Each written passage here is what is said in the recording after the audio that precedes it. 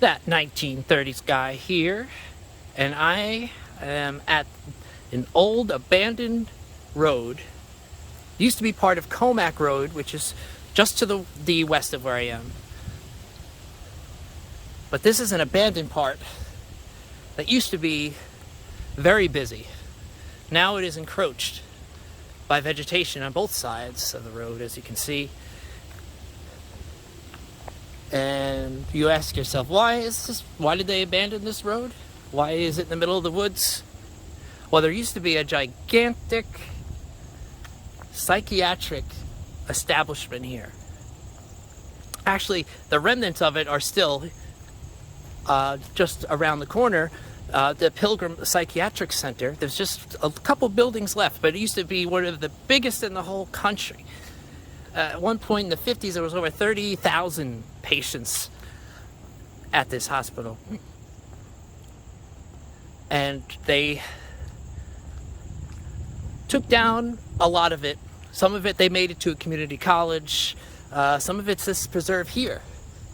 And this was a section built in the late 30s through WPA funds, the Work Progress Administration, which was started in 1935 as a new program. Instead of giving direct relief from the federal government, starting in 1935, they did a program where the federal government gave the states money.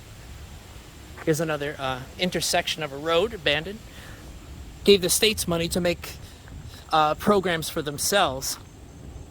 And one of them was used to build a psychiatric center right next to Pilgrim, and Pilgrim winded up absorbing it, called the Edgewood Center.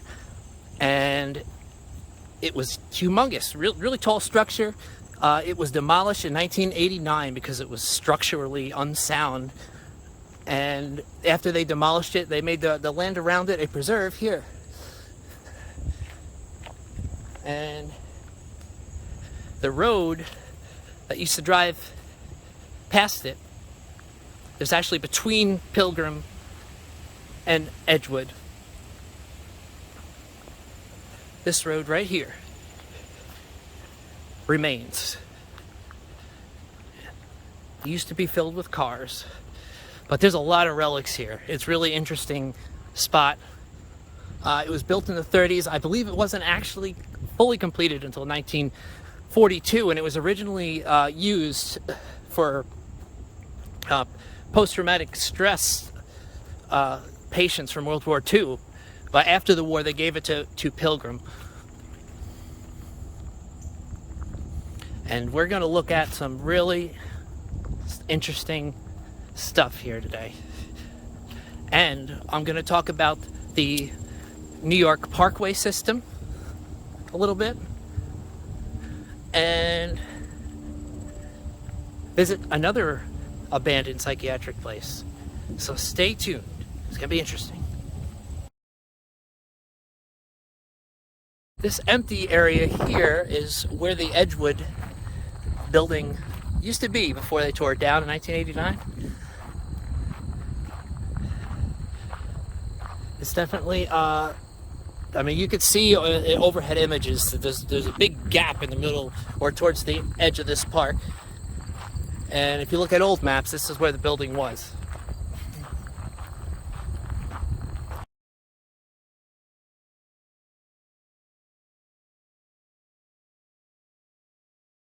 Here's one of the many foot trail markers they have here.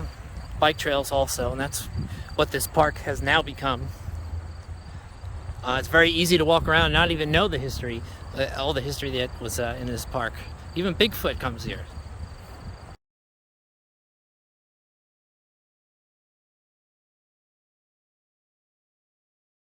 Now here's something interesting.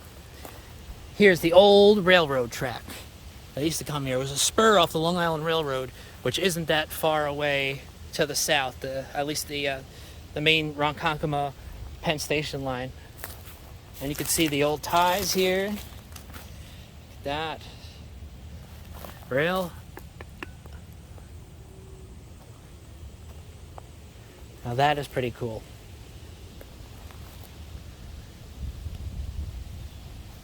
Just gonna savor that for a second. You don't get to see abandoned railroad tracks too often here.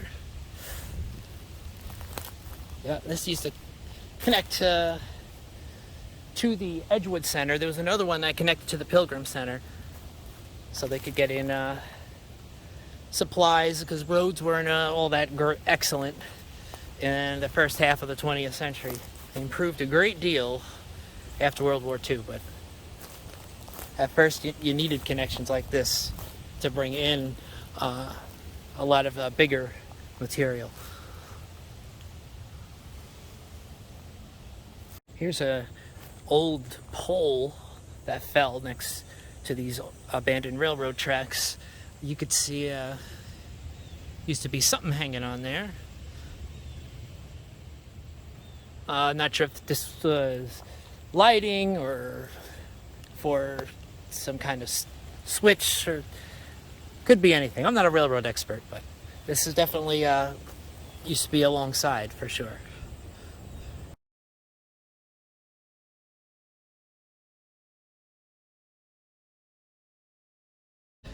This is Sunken Meadow Park, and this park, though, the land was bought by the state, New York State, in the 1920s, and they gradually started adding more land to it. The facilities here were actually early Depression projects in the 30s. It's 1928 they acquired a lot more land, and they built that building straight ahead there. Or at least they started to, and then they almost cut it off because of lack of funds, until Governor Franklin Roosevelt in 1931 stepped in and said that these projects are necessary to keep people at work. We should not cut them because we're going to wind up doing them eventually, and it's just going to cost more money once commodity prices go up. And so this area, and I have a photo of these stairs right over there, and I'm going to show you how it looked very similar back in 1934. I have a photo, but this complex here was built, completed I should say, in 1932. And this is connected with the Sunken Meadow Parkway, which wasn't finished until 1952, but that's only because they had lots of problems on the North Shore with property rights. Now there's two really old parkways very famous on Long Island, the Northern State and the Southern State, and they were both proposed at the same time in the mid-1920s. The Southern State, they were able to start building right away. The Northern State took a long time because they kept having problems in northern Nassau County with property holders that did not want to give up their land. And there was court fights on and off, and especially in what is Old Westbury now. That community gave the most problems.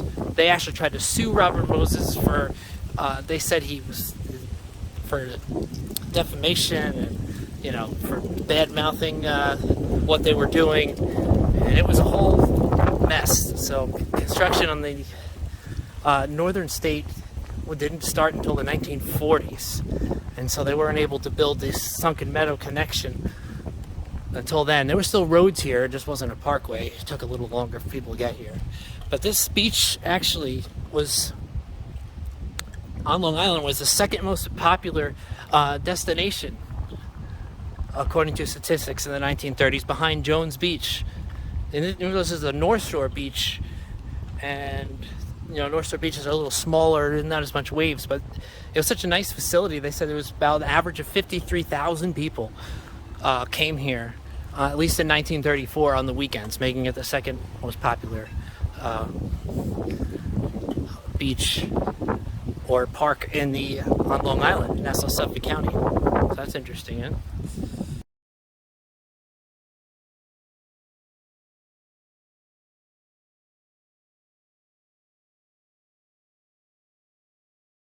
Now, before they built up Sunken Meadow Park in 1920s, it looked something like this, which is at the edge of the park.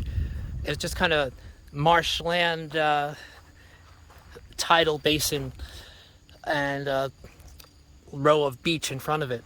And they drained all the water, made the beach bigger by dredging some sand from the Long Island Sound, and they turned it into a really nice park. And it actually, the building I just showed, that was a state project, not a federal project, because when Franklin Roosevelt was governor of New York, before he became president, he was governor just prior to that, and he created the TERA, which is the Temporary Emergency Relief Administration, a state organization that did projects like the Sunken Meadow place, different public works to keep people employed in the early part of the Depression, when it really wasn't even that bad yet. And he used that experience when he became president. And when he became president, the organization was very similar. In fact, it was called FERA. Instead of temporary, they replaced it with Federal Emergency Relief Administration. And Roosevelt even picked the same guy, Harry Hopkins, to run the organization. He was the guy that ran the organization in New York, and he just promoted him. When he became president, he promoted him to the federal program. And later, that program, that was direct federal relief, and that, like I said, it turned to the WPA, which kind of gave some power to the states, but Hopkins was also in charge of that too. And so he got his experience from New York, and part of the way they were able to transition so fast into that program was because of the experience Roosevelt and Hopkins had in New York doing the same exact thing. And one more note about the parkways. Northern State Parkway, like I said, took a long time. And in a previous video, I was talking about Vanderbilt Motor Parkway and how Moses refused, said the price was too high and they'd get it for free later anyway. Well, the reason that they even tried to get it in the first place was because of the trouble they were having with the northern Nassau County towns and their residents not wanting to sell their land. And so they said, why don't we just buy Motor Parkway and we can make that the Northern State Parkway. But he didn't like the price Vanderbilt was offering, and they decided it would be better to just continue the fight. Hindsight, I wonder if he still thought that, because it took a really long time. Suffolk County, they actually had no problems with Suffolk County. They got the land very quickly, and it was just Nassau. They fought really hard not to give up that land, but they knew they needed a parkway in northern Nassau County because it was just small roads, and that, almost half of the county. So it took a long time, but they finally gave in.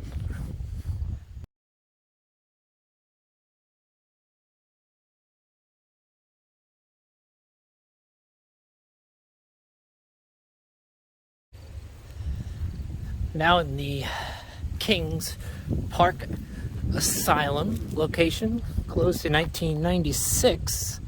It's actually opened in 1905, but most of these buildings were actually expanded in the late 1930s. They decided to build more. I think 1939 was a pretty popular one. Let's take a look inside.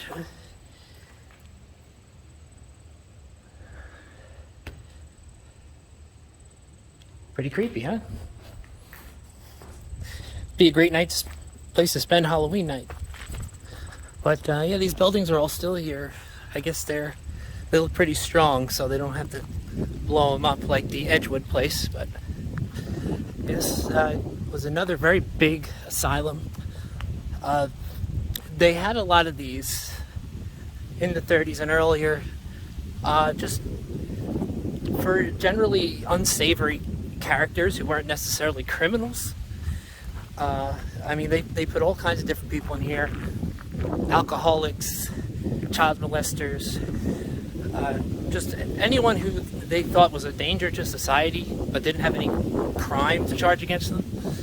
They could get their families to sign them over, and they put them in these buildings over here, and you can see there's so many of them. Actually, I think that's the biggest one down there.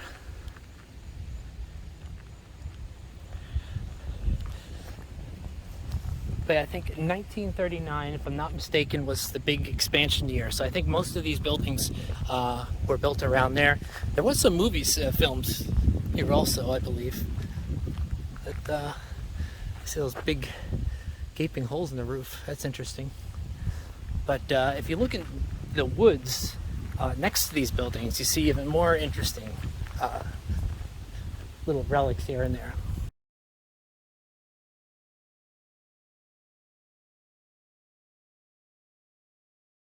Here's a nice back patio. Still around, but yeah, like I said, the prisons were pretty overwhelmed. The 1920s, a huge crime wave. I know in Brooklyn, the big prison there, the Raymond Street Jail, was deemed over and over again unsanitary and was recommended to be shut down by the state, but they said they had nowhere else to put these criminals. It was already, overcrowded. So when they couldn't charge someone with a crime, but they didn't want them out and about, this is where they went.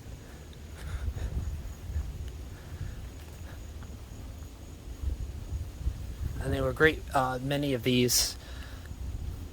And this was before, modern medications and stuff came out, so that they didn't have as much resources to draw upon.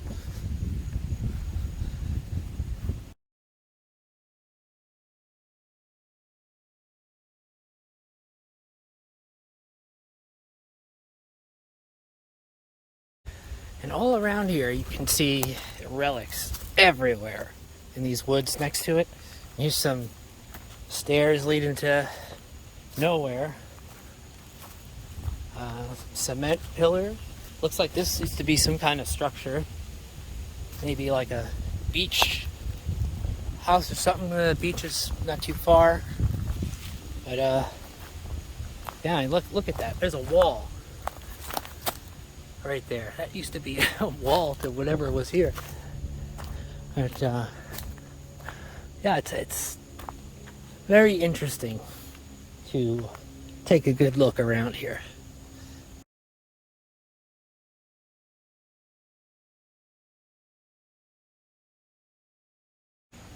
There's another foundation with a bunch of bricks piled. Yeah, here's another relic. Not sure what this is. Looks like a secret tunnel. But I don't know. It's I hear some movement in there. So I think there's an animal in there. So I'm not going to get too close. But, just one of the many interesting things you find in the woods here in Kings Park.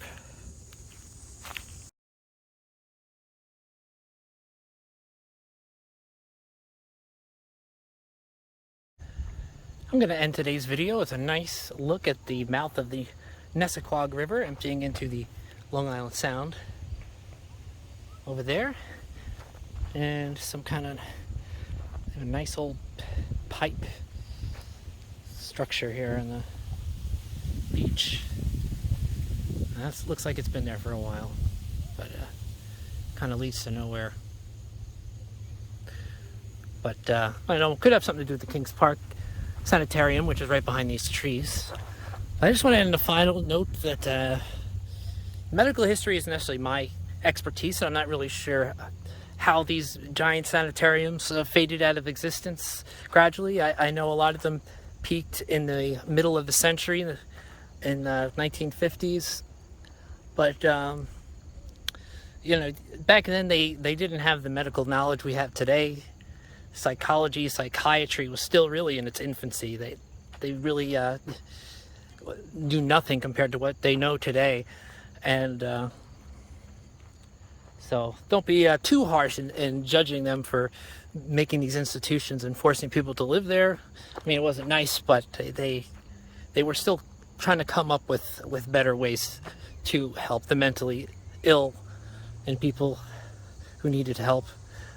And I know today's video is a little mishmash of different subjects, kind of, but I wanted to bring in some interesting stories about the parkway system because it's really unique to Long Island, and just how it was gradually built up, starting with the southern and northern state, and then all the connections, to Heckscher, to Sunken Meadow, and then later the Ocean Parkway, and it's an interesting story in itself. But I will end it here, and I thank you for watching, and please look forward to more exciting 1930 guide videos. Thank you.